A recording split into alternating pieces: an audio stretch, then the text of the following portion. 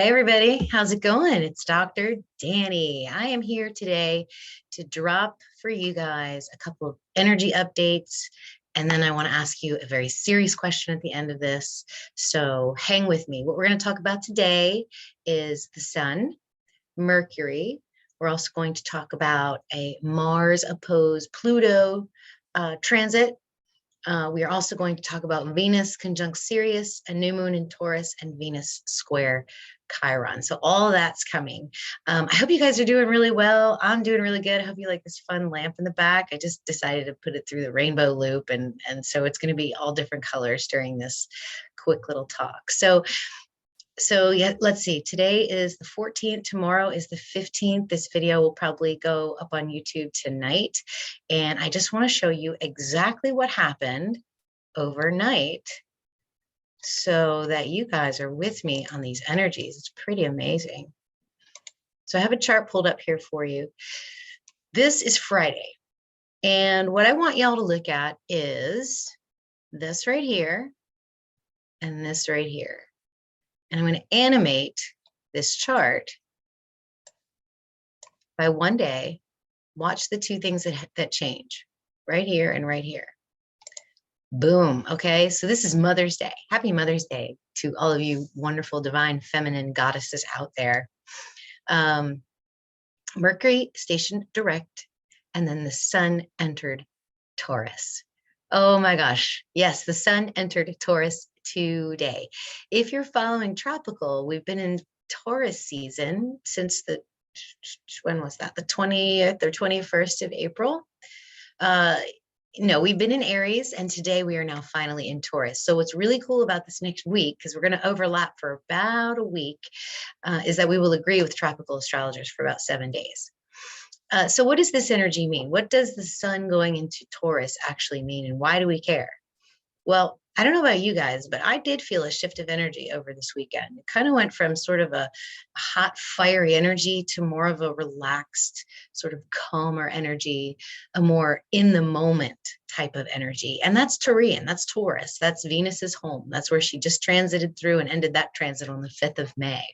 So the sun is now going to follow in her footsteps and go through that. But it's very different energy for the sun, because the sun is the highest spiritual expression of our souls. So what happens when that highest spiritual expression of our souls zips through the energy of Taurus? Well, what is the highest expression of Taurus? For me, Taurus is having both feet on the ground. It's being in the here and now. It's enjoying the gifts that the Creator gave us right now. That's very Taurian energy. And so I felt that shift. I really did. It was like, oh, okay, I really don't have to do all that work that I was planning on doing. So enjoy these next 38 days, because that's exactly how long it's going to transit through here.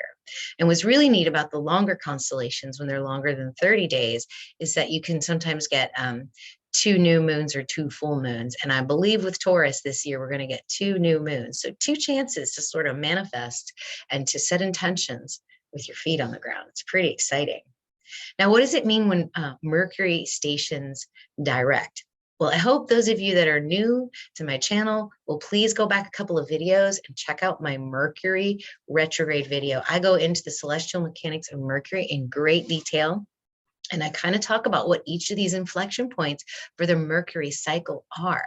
And I want to review that with you guys today, just one little part of it. I promise you I won't bore you with too much celestial mechanics. But this is the main graphic that I used for that presentation. And I put it out probably about a week or 2 before we actually went retrograde. And this is what it looks like. So back in March, Mercury was on the other side of the sun. Mercury's burned out. We weren't getting any reception transmission from the orb of Mercury, because the sun is a big, hot, bright star, and it basically just swoops all that energy away. But that doesn't mean that Mercury isn't busy over there. Mercury has already been taking our intentions from its previous cycle and transmitting it to the sun for us. The sun then reflects those energies back to us. When Mercury stations retrograde, which was the 20th, which was that eclipse we had a couple of weeks ago, 3 weeks ago now, Mercury is here. Do you see that? See how it's kind of come around this way? Then it did its retrograde quick 3.5 weeks. And now, and this was halfway through right here when Mercury was at an inferior conjunction. That was on the 1st of May. And then now we are in a station direct phase. Now, what you're going to see on a chart, and what people that don't look at the sky are going to tell you, is that, oh, finally, Mercury is slowing down, which is absolutely not the case. Mercury is actually speeding away from us at the fastest it will be in its cycle, aside from when it is over here, when it is speeding towards us as at the fastest in its cycle.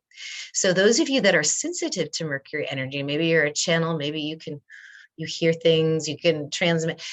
That might be a little bit more difficult for you as Mercury races away.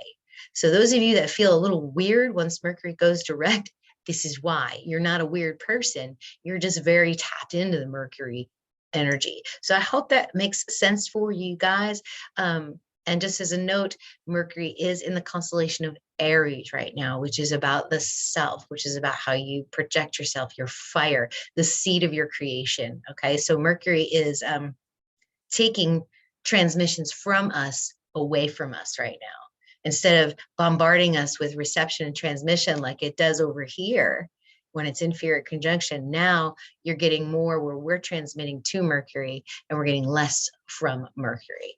Okay, so I hope that makes sense to you. That's my hypothesis on how celestial mechanics affects us in the longer run. But I did want to show you one thing before I get into the chart again. Just in case those of you who don't believe me that it's actually the sun entered Taurus today. Here it is. This is stellarium-web.org. You can go here and put the date in. Here it is, 5/14. And you can see the sun exiting Aries and entering into Taurus. And we can even go back a few days to prove it to ourselves. Okay. So there was an Aries. And now we are moving into the energy of Taurus. And it will do that there's one new moon. And then the last new moon will be on the cusp of Taurus and Gemini. When is that? There it is, right there. So, okay, so that is the sun and Mercury right now. Let me get into this big transit that's going to be going on for a couple of weeks right now. This actually is starting in full swing on Thursday of this week. So let me move the chart up forward a little bit so y'all can see that.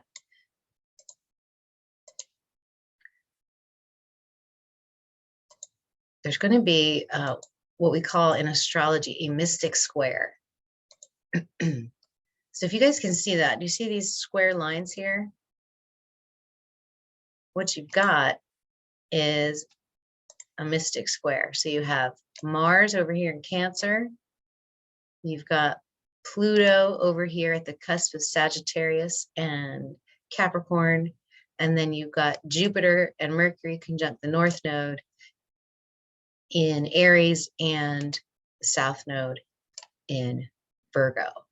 Okay, so last week, Mars was on the cusp of Gemini and Cancer.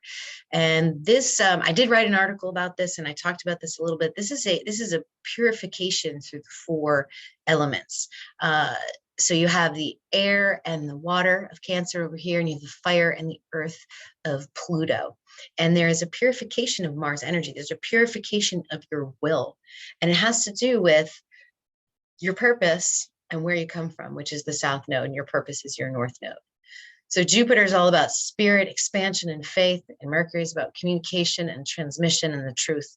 And so a purification of your will in order to remember where you came from and to move forward on your path and on your destiny. So this mystic square is going to be going on for actually quite a little bit.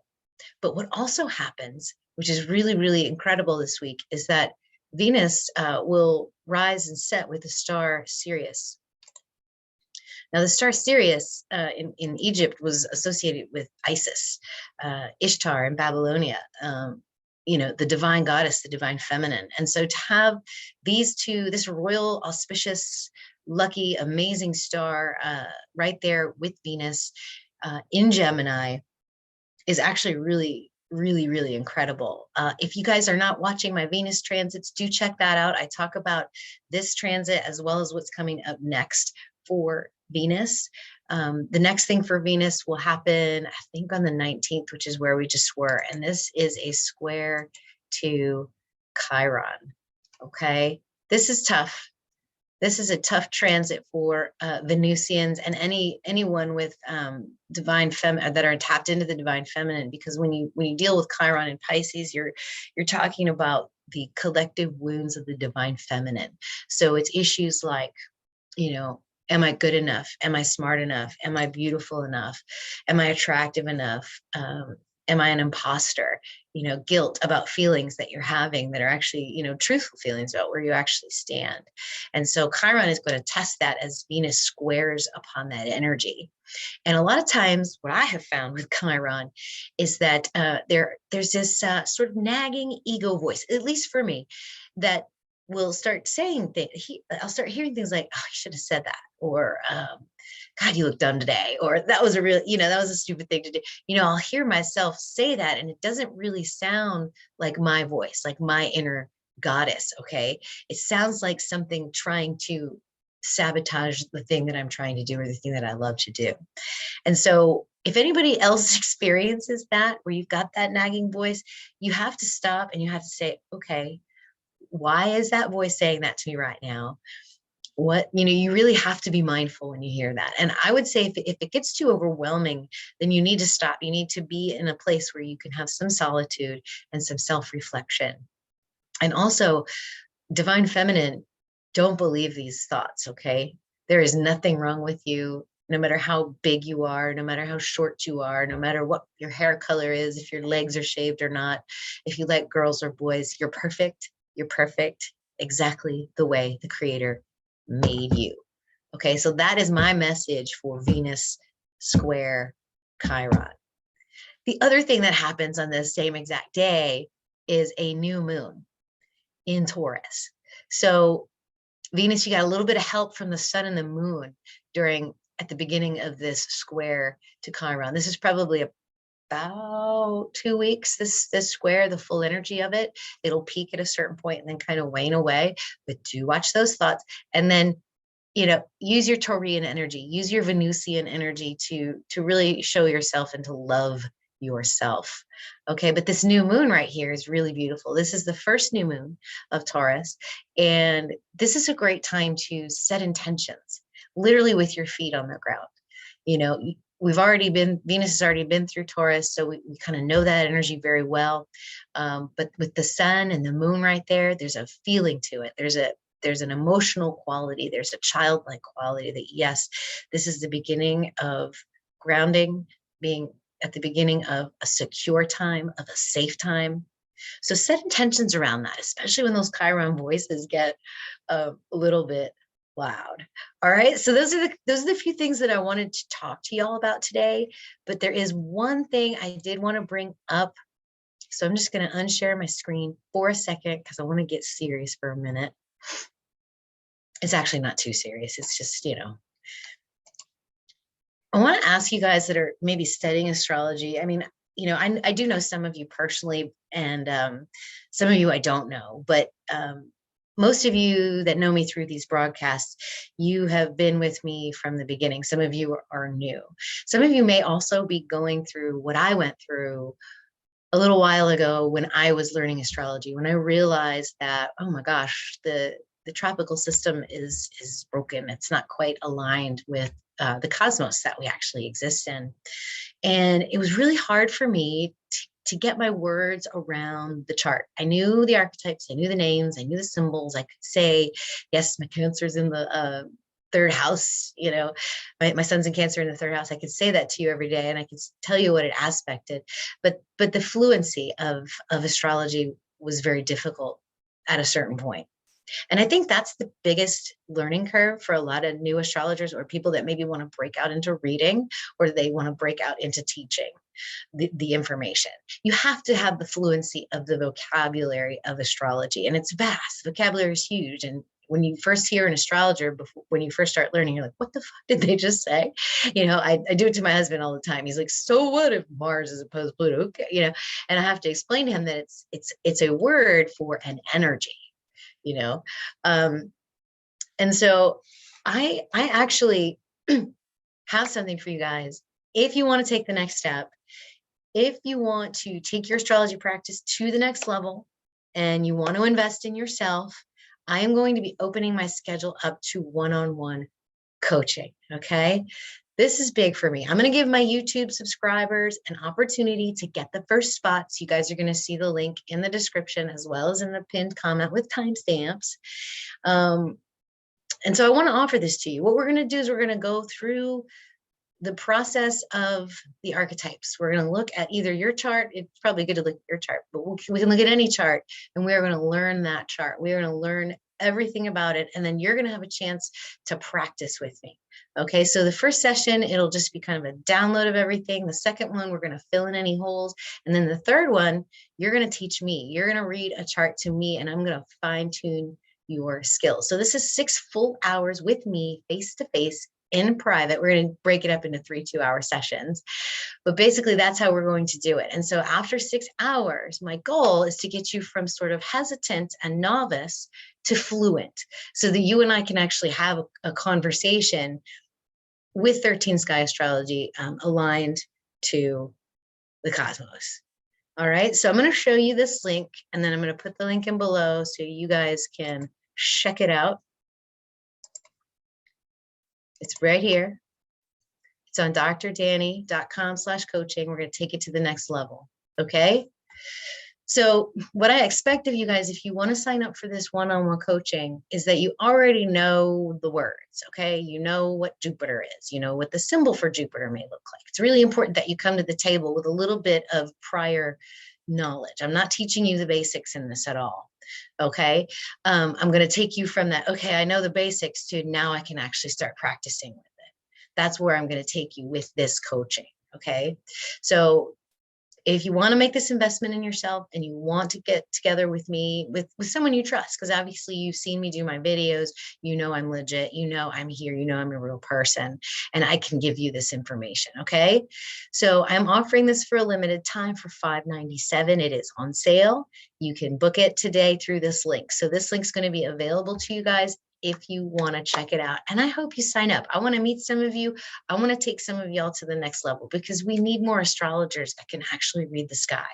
There's a lot of people that they're just not quite through that level yet, and they just need to get there. And I want to help you. Okay. So that is all I have for you guys this week. Please watch the Venus transits. The timestamps are in that video so that you guys can catch up. It lasts until the 30th of May. So still very relevant. Please keep watching. And I think that's all I have for you. So y'all have a great day, and I'll catch you next time. Namaste.